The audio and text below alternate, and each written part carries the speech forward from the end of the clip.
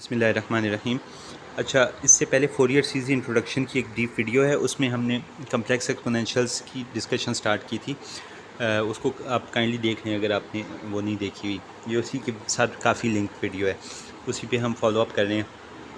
तो हमने डिस्कशन ये की थी कि अगर कोई complex exponential e raised to power j omega n हम किसी भी एल सिस्टम की इनपुट पे देते हैं, अगर उसका H of an impulse response है सिस्टम का, हम कन्वोल्यूशन की डेफिनेशन से हमने देखा था कि हम इसको e raised to power j omega n आपको आउटपुट में वापस मिल जाता है स्केल्ड विद अ वैल्यू। अब जो स्केलर वैल्यू है वो इस कम्प्लेक्स एक्सपोनेंशियल की फ्रीक्वेंसी पे डिपेंड करती है और सिस्टम के इम्पल्स रिस्पॉन्स पे, इसलिए हम उसे फ्रीक्वेंसी रिस्पॉन्स बोलेंगे और ये हमारा कम्प्लेक्स फंक्शन होगा ओमेगा का। ठीक है, तो अब ये जो हमारा कम्प्लेक्स फंक्शन ऑफ ओमेगा है ये सिस्टम का फ्रीक्वेंसी रिस्पॉन्स है और ये एक तीसरी अल्टरनेटिव रिप्रेजेंटेशन हमें मिल गई है किसी भी सिस्टम के लिए, एलटीआई सिस्टम के लिए। पहले हमने इम्पल्स रिस्पॉन्स देखा था, फिर हमने डिफरेंस इक्वेशन रिप्रेजेंटेशन देखी थी। अभी हम एलटीआई सिस्टम्स की फ्रीक्वेंसी रिस्पॉन्स रिप्रेजेंटेशन डिस्कस कर रहे हैं, जो बेसिकली आउटपुट है, जो हमारी मल्टीप्लायर टर्म है विद द कम्प्लेक्स एक्सपोनेंशियल जो इसकी इनपुट पे होगा। ठीक है ना, और इसमें कंप्यूटेशन के लिए आपको सिंपली इम्पल्स रिस्पॉन्स को मल्टीप्लाई करना है सेम फ्रीक्वेंसी के कम्प्लेक्स एक्सपोनेंशियल के साथ विद माइनस नेगेटिव फ्रीक्वेंसी, और समेशन करनी है आपने ओवर ऑल के या एन, जो भी इसका टाइम डोमेन है उस पर समेशन करनी है। तो आपको एन कोलैप्स हो जाएगा, टाइम कोलैप्स हो जाएगी इंडेक्स, और आपको फंक्शन ऑफ ओमेगा मिलेगा और एक कम्प्लेक्स फंक्शन ऑफ ओमेगा मिलेगा जो कि बेसिकली बता रहा है कि ये हमारे इनपुट पे जो साइनसॉइड कम्प्लेक्स एक्सपोनेंशियल है उसको न सिर्फ मैग्नीट्यूड स्केलिंग कर सकता है क्योंकि मल्टीप्लायर टर्म है, बल्कि फेज शिफ्ट भी ऐड कर सकता है क्योंकि कम्प्लेक्स एक्सपोनेंशियल है। इस पर हम काफ़ी बात कर चुके हैं। एनीवेज हम उसकी ब्रीफ एग्जांपल्स देखते हैं। तो पहले हम देखते हैं, अभी हमने जो ऑलरेडी एलटीआई सिस्टम्स कुछ देखे थे। फॉर एग्जांपल हमने आइडियल डिले सिस्टम देखा था जो इनपुट को एक ख़ास फिक्स टाइम स्टेप का डिले करता है। इस केस में एन डी हमारा डिले है, ठीक है, एन डी स्टेप से डिले करता है। तो इस सिस्टम की हम इम्पल्स रिस्पॉन्स रिप्रेजेंटेशन देखेंगे तो क्या होगी, del of n minus d, क्योंकि इम्पल्स रिस्पॉन्स का मतलब है आउटपुट प्रोवाइडेड कि सिस्टम की इनपुट पे यूनिट इम्पल्स हो। तो del of n minus d इसका इम्पल्स रिस्पॉन्स है। अब del of n minus n d impulse response को यूज़ करके हम इस सिस्टम का फ्रीक्वेंसी रिस्पॉन्स निकाल सकते हैं, और वो हमें पता है क्या है। इम्पल्स रिस्पॉन्स को हमने इस पर माइनस जे ओमेगा के के साथ ये के आपका टाइम एक्सिस है, ठीक है। तो यहाँ भी अब के आ जाएगा, करके आपने सम ओवर के करना है। इसको आप एन डायरेक्ट लिखें या के लिखें, फ़र्क नहीं पड़ता, ठीक है। तो अब हम इसको जब सम करेंगे तो हमें पता है कि ये नॉन ज़ीरो सिर्फ के is equal to n d पे आएगी। तो इस समेशन में सिर्फ वही टर्म रहेगी जो जहाँ पे के एन डी के बराबर हो। तो यहाँ पे बाकी समेशन की टर्म ज़ीरो हो जाएंगी, लिहाजा यहाँ पे के की जगह एन डी आ जाता है और यहाँ पे वन आ जाता है इस पॉइंट पे। तो ये हमारे पास इम्पल्स सिस्टम का फ्रीक्वेंसी रिस्पांस आ जाता है माइनस जे ओमेगा एन डी, यानी कि आइडियल डिले सिस्टम का फ्रीक्वेंसी रिस्पांस। यानी कि अगर इसकी इनपुट पे ओमेगा फ्रीक्वेंसी का एक कम्प्लेक्स एक्सपोनेंशियल आए तो ये उसको इसके मल्टीप्लाई करेगा इस मल्टीप्लाई टर्म से, यानी कि ये इसका फ्रीक्वेंसी रिस्पांस है जो मल्टीप्लाई हो जाता है इनपुट पे अगर कम्प्लेक्स एक्सपोनेंशियल आए उसके साथ। अब यहाँ पे आप देखें ये कम्प्लेक्स फंक्शन है, ये कम्प्लेक्स फंक्शन है, तो ये जब मल्टीप्लाई होगा तो ये दो काम करेगा, एक तो मैग्नीट्यूड स्केलिंग करेगा और एक फेज़ एडिशन करेगा। इनपुट पे भी कम्प्लेक्स एक्सपोनेंशियल है, वो इसके साथ जब मल्टीप्लाई होगा तो आपको पता है कि दो कम्प्लेक्स एक्सपोनेंशियल्स मल्टीप्लाई होंगे, यानी कि दो पोलर कोऑर्डिनेट्स के कम्प्लेक्स नंबर मल्टीप्लाई होंगे, तो मैग्नीट्यूड से मल्टीप्लाई होगा और फेज़ में ऐड होगा, एंगल में ऐड होगा, फेज़ एंगल।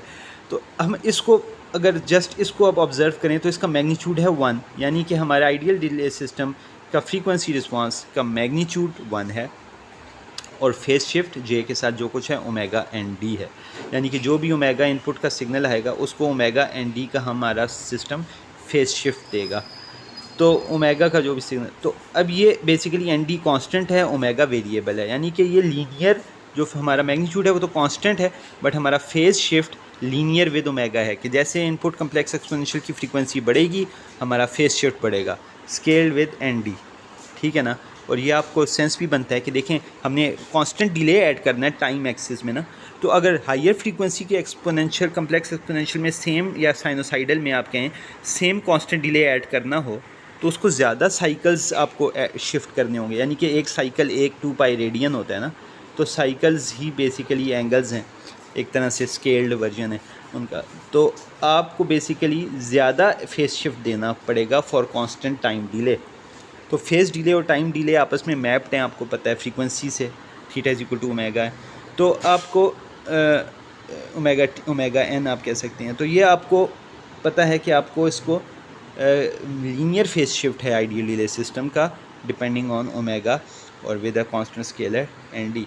इस तरह मूविंग एवरेज सिस्टम का हम अगर फ्रीक्वेंसी रिस्पांस देखते हैं, इसकी ज़रा लेंथी कंप्यूटेशन है, इसको आप मैंने अपलोड कर दूंगा, इसको आप देख लें फाइल को step by step walk through में, शायद काउंटर, लेकिन मैं ब्रीफली ट्राई करता हूँ। तो हमारा आइडियल डिले सिस्टम का मूविंग एवरेज सिस्टम का जो, और अगर हम उसको कॉजल लें with a window size m, यानी कि प्रीवियस m वैल्यूज़ की हम एवरेज लेते जा रहे हैं, कॉजल का मतलब प्रीवियस वैल्यूज़ की सिर्फ, ठीक है। तो हम प्रीवियस m वैल्यूज़ की एवरेज लेते जा रहे हैं, summation over previous m values करते हैं 0 से m-1, 0 यानी करंट और m-1 तक जाएँ, यानी ये करंट प्लस प्रीवियस m-1, तो मोस्ट रीसेंट m वैल्यूज़ हो जाएंगी, ठीक है। तो हम इनकी अगर एवरेज ले लें तो ज़ाहिर है m विंडो साइज़ m से डिवाइड करेंगे, तो इसको इम्पल्स रिस्पांस में अगर देखें तो ये x की बजाय डेल आ जाएगा, डेल ऑफ n माइनस के, ठीक है। और अब अगर इसको एवेलुएट करें तो डेल ऑफ n माइनस के तो आपको 1 कहाँ देगा, और ये देखें हमारा कॉजल है, यानी कि इसको हम नेगेटिव वैल्यूज़, अभी हम सिर्फ पॉजिटिव के पॉजिटिव कर रहे हैं ज़ूम के 0 से लेके माइनस के तक, तो आपको पता है कि ये सिर्फ 1 कहाँ देगा जहाँ पे आपकी विंडो में 0 आ जाए डेल को, ठीक है। तो उसके लिए आपको क्या, वो कौन सी वैल्यूज़ हैं जहाँ पे आपका n m-1 से छोटा, यानी कि जो विंडो साइज़ है उस -1 से छोटा और 0 से बड़ा है, तो ये डेल के केस में, ठीक है। तो मूविंग एवरेज के इम्पल्स रिस्पांस में जब हम देखते हैं तो हमारे पास n की इस विंडो के लिए सिर्फ हमारे पास आउट ये नॉन ज़ीरो आता है जो कि 1/m है, ठीक है। जहाँ पे नॉन ज़ीरो आता है और 1 आती है, डेल की अब वैल्यू 1 आएगी तो ज़ाहिर है scaled bye 1/m, out 1/m होगी। तो ये हमारा इम्पल्स रिस्पांस है for a moving average system, 1/m for this window और 0 अदरवाइज़। तो जब हम इसको इस फ्रीक्वेंसी रिस्पांस कंप्यूट करने जाएंगे इसी इम्पल्स रिस्पांस का, याद रखें ये n ही है, यहाँ पे k हम लिख रहे हैं, फ़र्क नहीं पड़ता।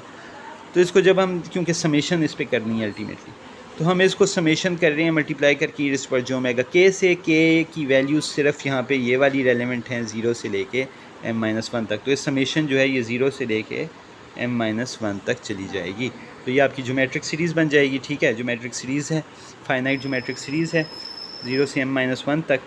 तो मैं थोड़ा सा ये ऊपर वाली यहाँ पे, ठीक है, 0 से m-1 तक, और k पे समेशन हो रही है, तो k की जगह अब आप ये ज्योमेट्रिक सीरीज़ का फार्मूला लगा लेंगे, न्यूमरेटर में m-1 से ही जो अपर लिमिट है +1 कर लेंगे, तो m-1 + 1 m हो जाएगा, और डिनोमिनेटर में आपको पता है जो इस ज्योमेट्रिक सीरीज़ की बेस है वो आ जाएगी। यहाँ पे हम ज्योमेट्रिक सीरीज़ में बेस e⁻ ले रहे हैं और k उसकी पावर ले रहे हैं, तो ये ज्योमेट्रिक सीरीज़ की फॉर्म में आ जाता है, जिससे हम 1 - a⁻n-1 डिवाइड बाई 1 - a, तो ये हमारे पास फ्रीक्वेंसी रिस्पांस आ जाता है।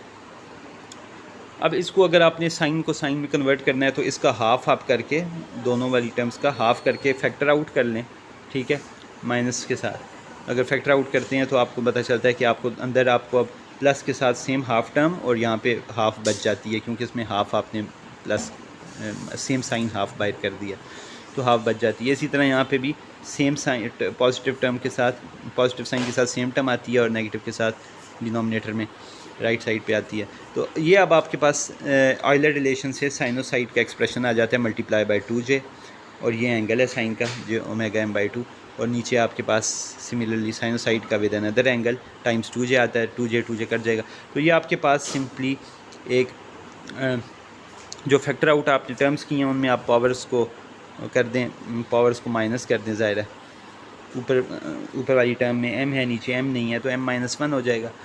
तो ये आपको e⁻j⁻2 m-1 जो फैक्टर आउट टर्म्स थी, और अंदर आपके sine of m⁻2 by sine of ω2 divide by m, ये आपका इस एक मूविंग एवरेज सिस्टम का फ्रीक्वेंसी रिस्पॉन्स है, यानी कि ये टर्म आपकी मल्टीप्लाई होगी इनपुट पे अगर कम्प्लेक्स एक्सपोनेंशियल आता है of a certain frequency omega उसके साथ। और इसको मैंने पोलर कोऑर्डिनेट में अब लिख दिया है, e raise to power j omega term अलग और ये मैग्नीट्यूड टर्म अलग। तो अब इसकी अगर आप अलग अलग प्लॉट्स करेंगे तो मैग्नीट्यूड प्लॉट इसका आपको ये मिलेगा, ठीक है। और इसको अगर आप देखते हैं तो ये आपके लो पास फिल्टर की शेप का सिग्नल बनता है, शेप बनती है कि लोअर ओमेगास को, ये ओमेगा के अक्रॉस है ना, तो लोअर ओमेगास को ये जाने देता है और हायर ओमेगास को सप्रेस करता है। तो मूविंग एवरेज सिस्टम एक लो पास फिल्टर की तरह बिहेव करती है। और फेज शिफ्ट इसका क्या होगा, जो कि आपका जे ई की पावर पोलर कोऑर्डिनेट में जे के साथ आ रहा है, तो minus omega by 2 times m minus 1।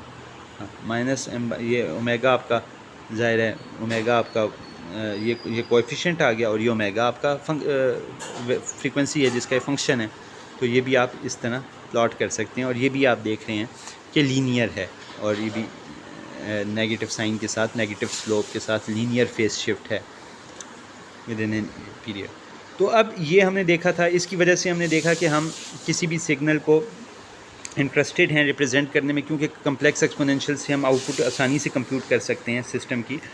तो हम अब किसी इंटरेस्टेड, अब हम किसी भी सिग्नल को सम ऑफ कम्प्लेक्स एक्सपोनेंशियल्स लिख लेंगे, लेकिन कम्प्लेक्स एक्सपोनेंशियल्स होंगे with frequencies being integer multiples of a fundamental frequency. और फंडामेंटल फ्रीक्वेंसी वही है जो इस सिग्नल की फंडामेंटल फ्रीक्वेंसी है, क्योंकि सिग्नल पीरियोडिक होना चाहिए to be represented as sum of these complex exponentials. और हर एक इंटीजर मल्टीपल जो कम्प्लेक्स एक्सपोनेंशियल है वो अप्रोप्रिएट ए के साथ स्केल्ड होगा, अप्रोप्रिएट ए के साथ स्केल्ड होगा। ए के हमारे उसका स्केलिंग कोएफिशिएंट है या फोरियर सीरीज़ कोएफिशिएंट्स हैं। और हमने देखा था कि ये अगर सिग्नल डिस्क्रीट है तो हमें पता है कि जब हम इंटीजर मल्टीपल्स जब बढ़ाते जाएंगे तो जहाँ ये m नॉट से आगे चले जाएंगे, ठीक है, तो आप इसको जो कम्प्लेक्स एक्सपोनेंशियल है उसको आप ये इसको डिस्ट्रीब्यूट जो k plus n not terms हैं उसको अलग अलग करके लिखें तो आपको दोबारा n not by n not cancel होकर e to power 2 pi n integer है तो ये आपको 1 मिल जाता है, ये वाली टर्म, ठीक है, ये वाली टर्म, तो ये आपको 1 मिल जाता है। लिहाजा आपको वापस k आ जाता है। तो k प्लस n नॉट वाले जो हार्मोनिक्स हैं फोरियर सीरीज़ के वो वापस k वाले ही हैं, इसलिए आप एक टाइम पीरियड के अंदर अंदर n नॉट के अंदर तक जो हार्मोनिक्स हैं, जितना जो हमारा फंडामेंटल पीरियड है उतने हार्मोनिक्स ही से आप फोरियर सीरीज़ रिप्रेजेंटेशन कर सकते हैं किसी डिस्क्रीट पीरियोडिक सिग्नल की।